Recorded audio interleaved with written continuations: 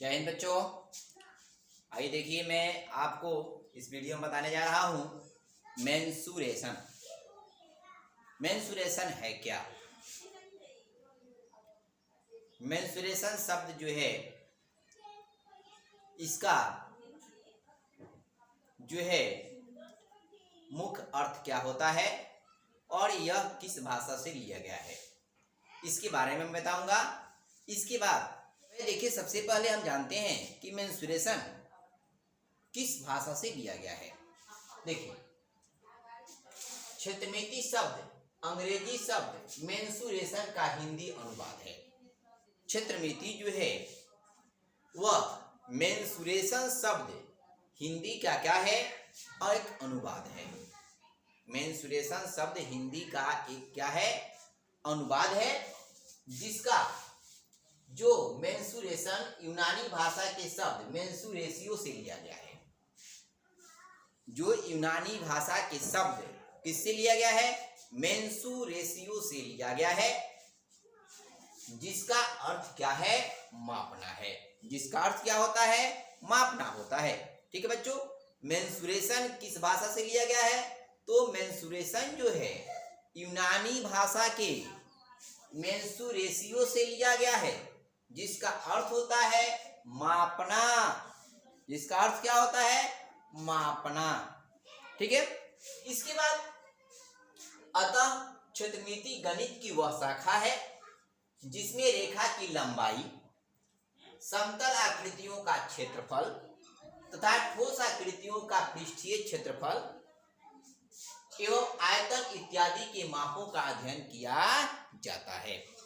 कह रहा है कि क्षेत्रमिति गणित की वह शाखा है जिसमें रेखाओं की माप की जाती है, यानी लंबाई।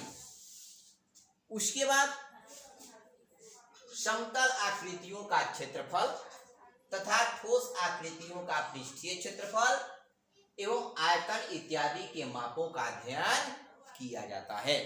उसे ही क्या कहते हैं? क्षेत्रमिति कहते हैं। अब आइए, क्षेत्रमिति में दो चीज होते हैं, एक होता है परिमाप और दूसरा होता है क्षेत्रफल। परिमाप किसे कहा जाता है और क्षेत्रफल किसे कहा जाता है? आइए देखिए,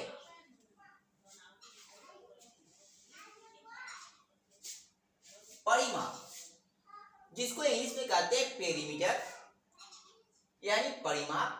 the perimeter of a plane figure is the length of its boundary is called perimeter. Boundary is called perimeter. और देखिए, जैसे मैं एक वृत्त बनाता हूं, ठीक है, यह एक वृत्त है, यह एक आयत है, ठीक है, यह एक आयत है। अब जानेंगे हम लोग कि पेरीमीटर क्या है, यानी परिमाप क्या है। ध्यान दीजिए।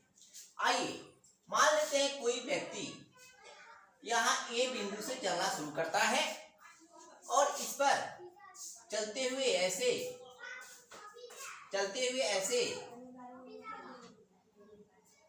पुनः ए बिंदु पर पहुंच जाता है। तो इस प्रकार से यह मान लेते हैं कि कुल 10 मीटर की दूरी तय करता है। तो इस वृत्त का जो परिमाप होगा कितना होगा? 10 मीटर होगा। जो इसको चारों ओर से घेरी हुई जो यह रेखा है, वक्र रेखा, इसी की जो लंबाई होगी यही क्या होगी?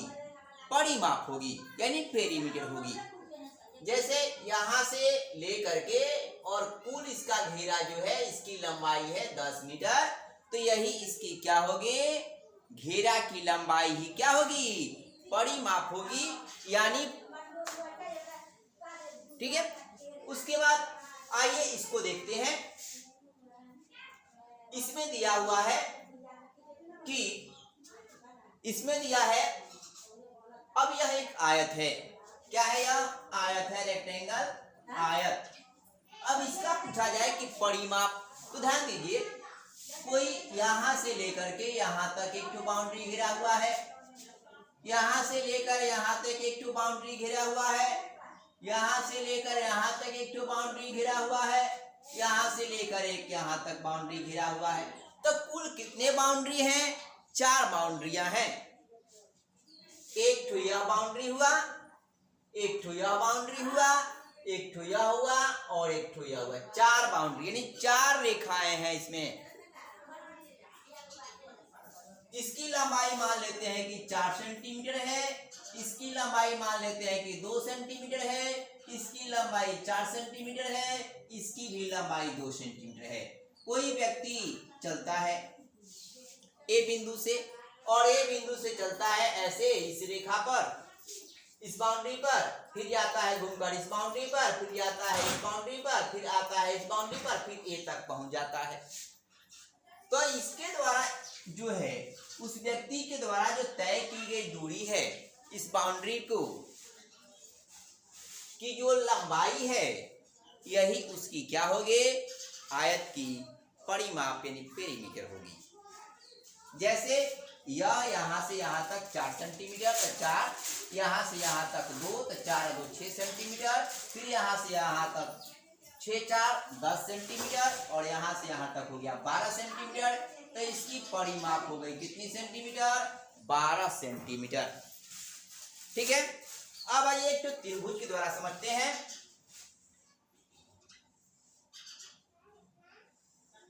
देखिए त्रिभुज है, इसका परिमाप तो पेरीमीटर, यहां से यहां तक एक बाउंड्री है इसका, फिर यहां से यहां तक एक बाउंड्री है, फिर यहां से यहां तक एक बाउंड्री है। बाउंड्री मतलब घेरा।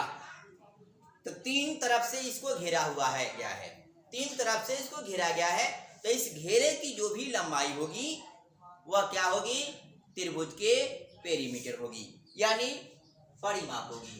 अब जैसे मान लेते हैं यहाँ से यहाँ तक इसकी लंबाई 6 सेंटीमीटर है, यहाँ से यहाँ तक लंबाई इसकी 5 सेंटीमीटर है और यहाँ से यहाँ तक लंबाई इसकी 4 सेंटीमीटर है। तो कुल लंबाई बाउंड्री की तीनों की जोड़ देंगे तो 6 जोड़ 5 15 सेंटीमीटर हुई। तो इस प्रकार से कुल इसके घेरे की लंबाई 6 जोड़ 5 जोड़ 4 यानी 15 सेंटीमीटर हुई। तो इस त्रिभुज का जो परिमाप हुआ कितना हुआ? 15 सेंटीमीटर हुआ। तो इस प्रकार से आप परिमाप के बारे में समझ सकते हैं, बता सकते हैं। ठीक है। यानी घेरा, उसकी घेरा की जो लंबाई होगी वही उसकी क्या होगी? परिमाप होगी। घेरा की लंबाई ही क्या होगी? परिमाप होगी। ठीक है। अब ये चलते हैं आगे। यह है रेक्टेंगल, आयत, वैसा त्रिभुज जिसके आमने सामने की भुजाएं समान लंबाई की हो और प्रत्येक कोण 90 डिग्री का हो, उसे ही आयत कहते हैं। वह चतुर्भुज जिसके आमने सामने की भुजाएं समान लंबाई की हो और प्रत्येक कोण 90 डिग्री का हो, उसे ही आयत कहते हैं। आयत को इंग्लिश में कहते हैं rectangle. A quadrilateral in which opposite sides are equal and 4 angle is right angle is called rectangle। यानी वह चतुर्भुज जिसके आमने सामने की भुजाएं समान लंबाई की हो और प्रत्येक कोण 90 डिग्री का हो यानी राइट एंगल हो, तो उसे ही क्या कहते हैं? आयत कहते हैं। देखिए आयत में 4 कोण,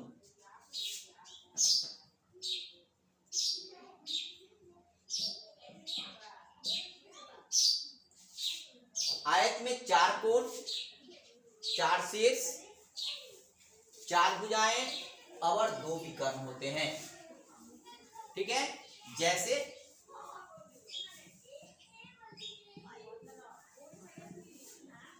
ABCD एक आयत है। ABCD एक क्या है? आयत है। ABCD क्या है? एक आयत है। आइए देखिए यहां समझा जाए।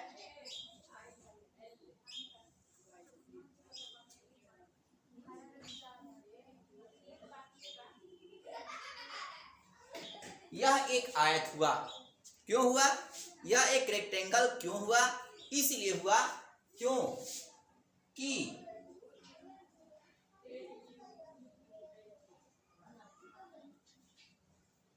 यह एक रेक्टेंगल इसलिए हुआ क्योंकि इसके आमने सामने की भुजाएं, आमने सामने का मतलब होता है सम्मुख भुजाएं। सम्मुख मतलब एक तरफ मुख किए हुए। जैसे AB की सम्मुख भुजा CD है, यानी AB के आमने सामने CD है, इसलिए AB की सम्मुख भुजा CD होगी। यानी वैसी दो भुजाएं जो एक दूसरे को प्रतिच्छेद नहीं करती हैं, वे आमने सामने की भुजा कहलाती हैं, यानी सम्मुख भुजाएं कहलाती हैं।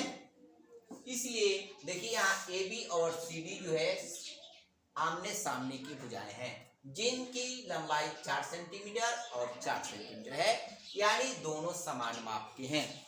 इसके बाद AD के आमने सामने की भुजा BC है, यानी AD की सम्मुख भुजा BC है, जिसकी लंबाई 3 सेंटीमीटर और 3 सेंटीमीटर है।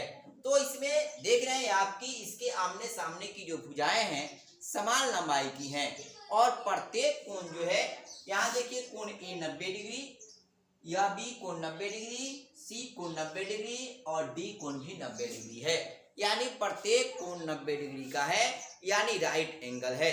इसलिए यह एक क्या है, आयत है। ठीक है, आयत में 4 भुजाएं होती हैं। वे 4 भुजाएं कौन कौन सी हैं रेक्टेंगल में? 4 यानी 4 साइड्स होते हैं। वे 4 साइड्स कौन है? देखिए, एक AB, फिर BC, फिर CD, फिर AD। ये 4 जो है उसकी भुजाएं हैं, यानी 4 साइड्स होते हैं रेक्टेंगल में। 4 साइड्स कौन कौन है, फिर से देख लीजिए, AB, BC, CD और AD। ये 4 भुजाएं हैं, यानी 4 साइड्स हैं। इसके बाद रेक्टेंगल में 4 कोण होते हैं, यानी 4 एंगल होते हैं। 4 क्या होते हैं? एंगल। 4 कोण होते हैं, यानी 4 एंगल होते हैं। वे कौन कौन से हैं? कोण A है, कोण B है, कोण C है और कोण D है। 4 एंगल यानी 4 एंगल होते हैं, यानी 4 कोण होते हैं। वे कोण कौन कौन से हैं? A, B, C और D है। इसके बाद 4 शीर्ष होते हैं।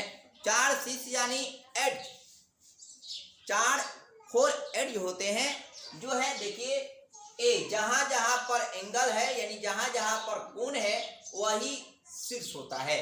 जैसे A जो है शीर्ष है, B शीर्ष है, C शीर्ष है, D शीर्ष है। शीर्ष को एड्ज बोलते हैं। उसके बाद 2 विकर्ण होते हैं। जैसे इसको मिला दिया जाए तो एक तो AC विकर्ण हो गया, दूसरा जो है इसको मिला दिया जाए तो एक BD विकर्ण हो गया। यानी सम्मुख कोणों को मिलाया जाए तो वह विकर्ण बनता है। सम्मुख कोणों को मिलाने वाली रेखा ही चतुर्भुज की क्या कहलाएगी? विकर्ण कहलाएगी। तो यह जो है BD एक विकर्ण है और AC भी क्या है? विकर्ण है। तो इस प्रकार से यह हुआ रेक्टेंगल। रेक्टेंगल के आमने सामने की भुजाएं समान माप की होती हैं और प्रत्येक कोण जो होता है 90 डिग्री का होता है।